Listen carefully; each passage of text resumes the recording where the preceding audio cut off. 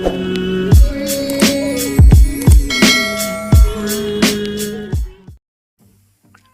semua, Assalamualaikum. Berjumpa lagi bersama saya, Cikgu Tengku dalam video pengajaran dan juga panduan menjawab buku teks Bahasa Melayu tahun 1 muka surat 140 dan buku aktiviti tahun 1 jilid 2 muka surat 66. Tajuknya Membeli Alat Tulis dan aktivitinya mengedit ejaan dalam teks. Kita mulakan buku teks muka surat 140. Ini ialah paparan buku teks murid-murid muka surat 140. Tajuknya Membeli Alat Tulis dan aktivitinya mengedit ejaan dalam teks. Untuk menjawab soalan mengedit ejaan dalam teks, murid-murid perlu tahu terlebih dahulu apakah yang dimaksudkan dengan mengedit ejaan. Mengedit ejaan bermaksud murid-murid membetulkan kesalahan ejaan yang ada di dalam teks yang murid-murid baca.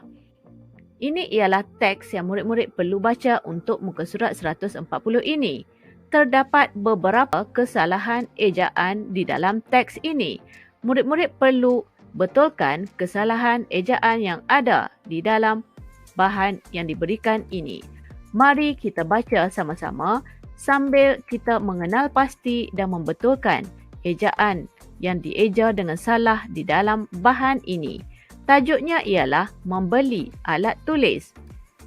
Jamil membawa RM1.50 ke kedai buku di sekolah.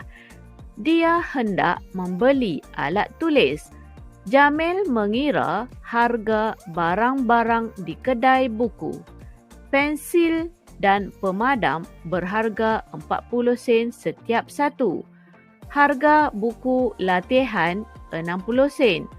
Baki wang tinggal 10 sen sahaja jika ayah membeli semua barang itu, fikir Jamil. Wang 20 sen tidak cukup untuk Jamil berbelanja. Adakah Jamil hendak membeli di kedai buku atau berbelanja di kantin? Baiklah murid-murid, jika murid-murid perhatikan, terdapat 8 perkataan yang cikgu bulatkan dengan warna merah semasa kita baca ayat sebentar tadi. Perkataan-perkataan ini dieja dengan salah. Kita perlu betulkan kesalahan ejaan ini sebelum kita tulis ke dalam buku tulis. Yang pertama, pensil sepatutnya dieja dengan pensel. Seterusnya, latihan sepatutnya dieja latihan. Yang ketiga, tinggal sepatutnya dieja dengan tinggal. Ada 2 G.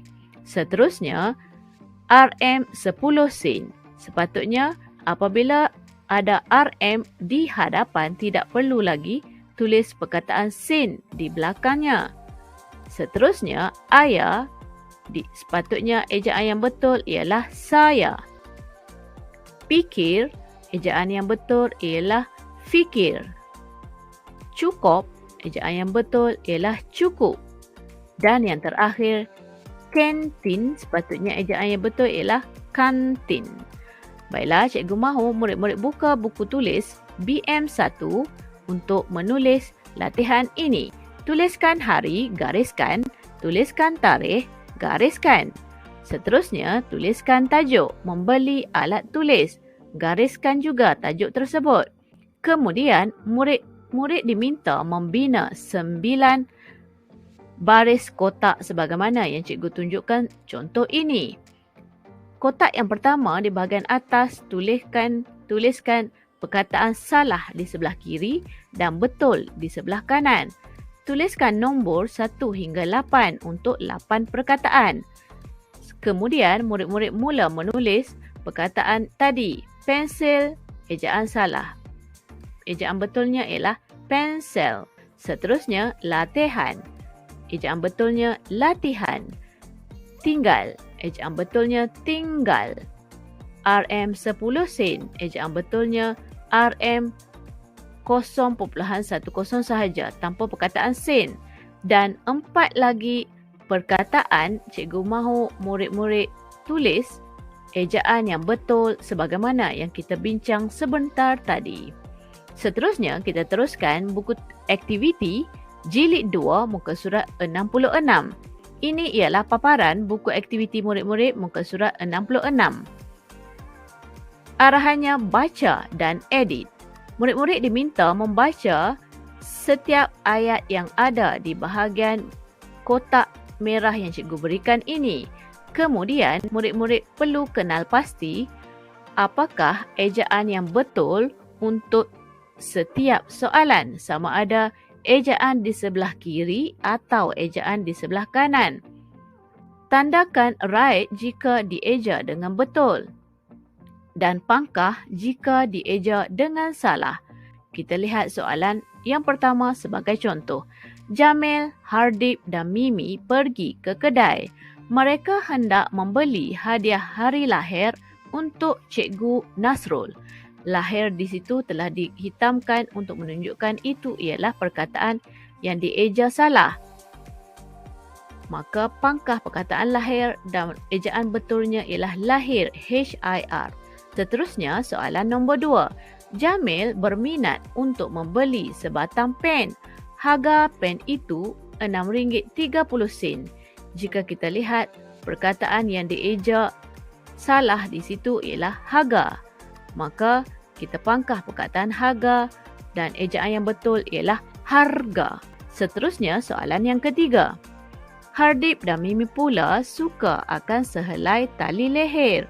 Harganya lebih daripada RM10.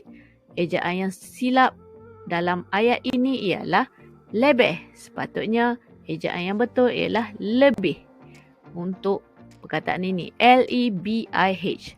Seterusnya, untuk 3 soalan yang terakhir, cikgu mahu murid-murid cuba jawab sendiri. Kenal pasti terlebih dahulu apakah perkataan yang dieja salah.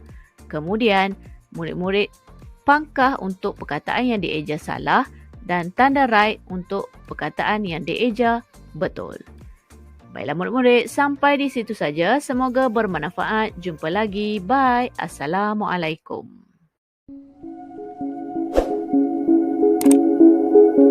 Thank you.